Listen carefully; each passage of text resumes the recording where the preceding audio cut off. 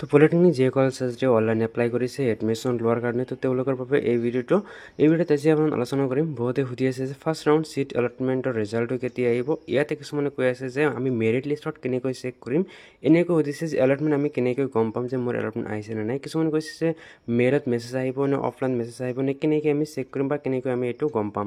তো এই বিষয়ে আপোনালোকক জনাম। লগতে আপোনাক এইটো জনাম যে ডকুমেণ্টছ ভেৰিফিকেশ্যন কেতিয়াৰ পৰা আৰম্ভ হ'ব, অৰ্থাৎ অফলাইন ডকুমেণ্ট ভেৰিফিকেশ্যন কেতিয়াৰ পৰা আপোনালোকে কৰিব লাগিব, কিমান দিন সময় থাকিব। লগতে আপুনি এইটো জানিব পাৰিব যে ফাইনেল এডমিশ্যনটো কেতিয়াৰ পৰা আৰম্ভ হ'ব আৰু ফাইনেল এডমিশ্যনটো আপোনাৰ কেতিয়া হ'ব। লগতে আপোনাক এইটো জনাম যে অৰিজিনেল ডকুমেণ্ট যদি নাথাকে তেনেহ'লে আপোনালোকে চিট এলটমেণ্ট নাই বা মেৰিট লিষ্টৰ নাম আহিলে আপোনাৰ এডমিশ্যন হ'ব নে নহ'ব, আৰু আপোনালোকে কি ডকুমেণ্টছ আপোনাৰ নাথাকিলে এডমিশ্যনটো আপোনালোকে পাই যাব। লগতে আপোনাক এইটো জনাম যে কোনসকলৰ চিট এলটমেণ্ট আহিলে, অৰ্থাৎ যিমানে পাৰ্চেণ্টেজ নাথাকক কিয় তেওঁলোকৰ এলটমেণ্ট আহিলে, অৰ্থাৎ মেৰিট লিষ্টৰ নাম আহিলে তথাপি তেওঁলোকৰ চিটটো 100% চিয়'ৰ কেঞ্চেল হ'ব। এইটো আপোনালোকক জনাবলৈ চেষ্টা কৰিম। লগতে আপোনাক এইটো জনাম যে যিসকল ফাৰ্ষ্ট ৰাউণ্ডত চিট নাইবা তেওঁলোকে এলটমেণ্ট নাপাব, অৰ্থাৎ মেৰিট লিষ্টৰ নাম নাহিব, তেওঁলোকে কি কৰিব লাগিব, এই গোটেইখিনি আপোনালোকে জানিব পাৰিব এইটো ভিডিঅ'টো সম্পূৰ্ণকৈ চাই থাকিব। আৰু ভিডিঅ'টো ষ্টাৰ্ট কৰোঁতে সৰু এটা ৰিকুৱেষ্ট, চেনেল ছাবস্ক্ৰাইব কৰি বেল আইকনটো প্ৰেছ কৰিবলৈ নাপাহৰিব। তো প্ৰথম যিটো কুৱেশ্যন বহুতে সুধি আছে যে ফাৰ্ষ্ট ৰাউণ্ড এলটমেণ্ট ৰিজাল্টটো কোনদিনা প্ৰকাশ পাব। এইটো চাওক, ৰিজাল্টটো আহিব 3 জুলাই তাৰিখত আহিব, কিন্তু ইয়াত আছে কোনো ধৰণৰ মেৰিট লিষ্ট নাহে যে এই লিষ্টৰ নাম থকাসকলে এডমিশ্যন পাব, তেনেকুৱা লিষ্ট নাহে। তেওঁলোকে কি আহিব, চিট এলটমেণ্ট আহি যাব। কিছুমানৰ মোবাইলতো মেছেজ আহি যাব, মেইলত মেছেজ আহি যাব। তো কিছুমানৰতো মেইলত মেছেজ আহিলে আৰু মেক্সিমামৰ মেছেজটো নাহিব, কাৰণ মেইলত বহুত প্ৰব্লেম হৈ থাকে। কিছুমানৰ ফুল হৈ আছে, কিছুমানৰ আপডেট নাই, বহুতে কিন্তু মেইলত মেছেজ নাপাব।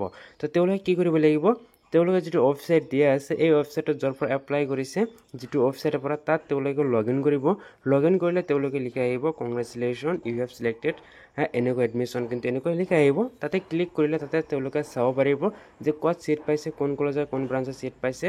তাতে কি কৰিব লাগিব, কিছুমান ডকুমেণ্টছ তেওঁলোকে দিব লাগিব, কিছুমান একচেপ্ট অপশ্যন আহিব, তেওঁলোকে একচেপ্ট কৰিব লাগিব। তো কেতিয়া কৰিব লাগিব, এইটো কি অপশ্যন আহিব মই তেতিয়া আপোনালোকক জনাই দিম যেতিয়া ৰিজাল্টটো আহি যাব, অৰ্থাৎ 3 তাৰিখত মই আপোনালোকক এইটো ভিডিঅ' আকাৰে জনাই দিম যে এলটমেণ্ট পোৱাৰ পিছত আপোনালোকে কি কৰিব লাগিব, কি কাম থাকিব। তো আপোনালোকে এইটো নিশ্চয় বুজি পাইছে যে ইয়াতে মেৰিট লিষ্ট নাই। আপোনালোকৰ অনলাইনৰ জৰিয়তে আপোনালোকে পৰ্টেলৰ জৰিয়তে আপুনি চেক কৰিলে আপোনাক এইটো গম পাব যে আপোনাৰ চিট এলটমেণ্ট আহিছে নে নাই বা আপোনাৰ মেৰিট লিষ্টৰ নাম আছে নে নাই। তো ছেকেণ্ড যিটো কুৱেশ্যন, এইটো বহুতে সুধি আছে যে ডকুমেণ্টছ ভেৰিফিকেশ্যন কেতিয়াৰ পৰা আৰম্ভ হ'ব। চাওক, ডকুমেণ্টছ ভেৰিফিকেশ্যন যেতিয়া আপোনাৰ অনলাইনত আপোনাৰ এলটমেণ্ট আহিব তাৰ পিছৰ পৰা কিন্তু যিটো ডকুমেণ্ট ভেৰিফিকেশ্যন এইটো আৰম্ভ হ'ব। আৰু এইটো কাৰণে আপোনালোকে 5 ডেজ আপোনাক সময় পাব, অৰ্থাৎ আপোনালোকে 3 তাৰিখৰ পৰা আপোনালোকে 7 তাৰিখলৈকে আপোনালোকে এই ডকুমেণ্টছখিনি ভেৰিফিকেশ্যন কৰিব লাগিব।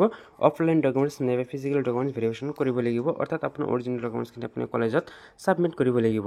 চাওক, ফাইনেল এডমিশ্যনটো কেতিয়া হ'ব, এই অফলাইন যেতিয়া ডকুমেণ্ট ভেৰিফিকেশ্যন কৰিব তাৰপিছত আপোনালোকে কি কৰিব লাগিব, ডকুমেণ্টছখিনি ছাবমিট কৰাৰ পিছত আপোনালোকে অনলাইনত আপোনালোকে এলটমেণ্ট লেটাৰ পাই যাব, আৰু কলেজৰ পৰা আপোনালোকক এডমিশ্যন এটা ৰিচিপ্ট দিয়া হ'ব। অৰ্থাৎ অফলাইন ডকুমেণ্টছ কমপ্লিট শেষ হোৱাৰ পিছতে আপোনাৰ ফাইনেল এডমিশ্যনটো হৈ যাব। তো নেক্সট কুৱেশ্যন বহুতে সুধিছে যে অৰিজিনেল ডকুমেণ্টছ নাথাকিলে কি কৰিব লাগিব। চাওক, এইটো মষ্ট ইম্পৰ্টেণ্ট যে অৰিজিনেল ডকুমেণ্টছ কিন্তু আপোনাৰ লাগিবই, কিন্তু কিছুমান ডকুমেণ্টছ অৰিজিনেল ডকুমেণ্টছ নহ'লে আপোনালোকৰ হৈ যাব, যেনেকুৱা আপোনালোকৰ PRC, এনেকুৱা কিন্তু ডকুমেণ্টছ কিছুমান আছে যিটো আপোনালোকৰ অৰিজিনেল নহ'লে কিন্তু হৈ যাব। কিন্তু বাকী যিবিলাক ডকুমেণ্টছ আছে যেনেকুৱা NCL, কাষ্ট, ৰিজাৰ্ভেশ্যন, এইবিলাক কিন্তু আপোনাৰ লাগিব। অৰ্থাৎ যিবিলাক ৰিজাৰ্ভেশ্যন ৰিলেটেড ডকুমেণ্ট আছে এইবিলাক আপোনাৰ কাৰণে মেণ্ডেটৰী হয়, আপোনাক এইবিলাক লাগিবই। যদি আপোনাৰ চিট পাই যায় তথাপি আপোনাৰ চিটটো কেঞ্চেল কৰি দিব।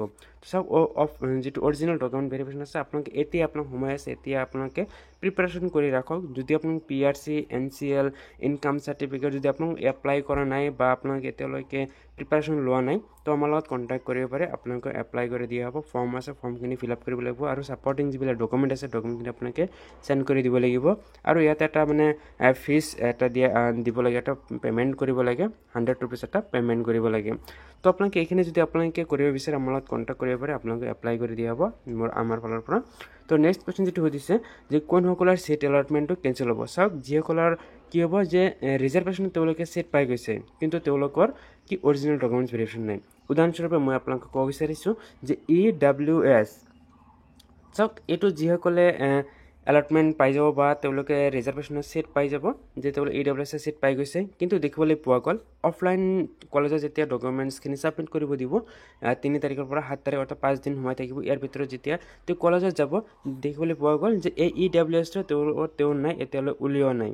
তেনেহ'লে কি কৰিব এইটো কিন্তু কেনচেল কৰি দিব এইটো কেনচেল কৰি দি তেওঁ জেনাৰেলত কৰি দিব তেতিয়াহ'লে কি হ'ব তেওঁ ছেকেণ্ড ৰাউণ্ডৰ কাৰণে এইটো এলিজিবল হৈ যাব তো অৰ্থাৎ ফাৰ্ষ্ট ৰাউণ্ডত তেওঁলোকৰ যিমান পাৰ্চেণ্টেজ নাথাকে কিয় যদি ডকুমেণ্ট নাথাকে তেনেহ'লে কিন্তু এইটো কেনচেল কৰি দিব কেনচেল কৰি দি তেওঁলোকে ছেকেণ্ড ৰাউণ্ডত মানে এইটো যাব লাগিব ছেকেণ্ড ৰাউণ্ডত ছিট পাব নাপাব সেইটো পিছৰ কথা কিন্তু এইটো ফাৰ্ষ্ট ৰাউণ্ডৰ পৰা বা ফাৰ্ষ্ট মেৰিট লিষ্টৰ পৰা তেওঁৰ নামটো কৰ্তন কৰা হ'ব তো নেক্সট কুৱেশ্যন আৰু এটা আপোনালোক বহুতে সুধি আছে যে ফাৰ্ষ্ট ৰাউণ্ড এলটমেণ্ট ছিট যদি আমাৰ নাহে তেনেহ'লে আমি কি কৰিম চাওক যিসকলে ফাৰ্ষ্ট ৰাউণ্ডত ছিট নাহিব কাৰণ বহুতে এইটো ভুল কৰিছে প্ৰিফাৰেঞ্চ ভালকৈ দিব পৰা নাই নিজৰ মাৰ্ক অনুযায়ী মিলাব পৰা নাই তো তেওঁলোকে কিন্তু ফাৰ্ষ্ট ৰাউণ্ডত ছিট এলটমেণ্ট নাহিব কাৰণ ইমান ছাত্ৰী এপ্লাই কৰিছে ছিট যিহেতু সীমিত মাত্ৰ 4,000হে ছিট তো চাওক ইয়াতে বহুত ছাত্ৰী কিন্তু নাম নাহিব ফাৰ্ষ্ট ৰাউণ্ডত তো তেওঁলোকে কিন্তু কি কৰিব লাগিব ফাৰ্ষ্ট ৰাউণ্ডৰ নাম নাহিল তেওঁলোকে ছেকেণ্ড ৰাউণ্ডৰ বাবে অপেক্ষা কৰিব লাগিব আৰু এই সময়খিনিৰ ভিতৰত ছাত্ৰীসকল একো কৰিব নালাগে তেওঁ জাষ্ট ছেকেণ্ড ৰাউণ্ডত যেতিয়া ৰিজাল্ট দিব সেই সময়লৈকে জাষ্ট ৱেইট কৰি থাকিব লাগে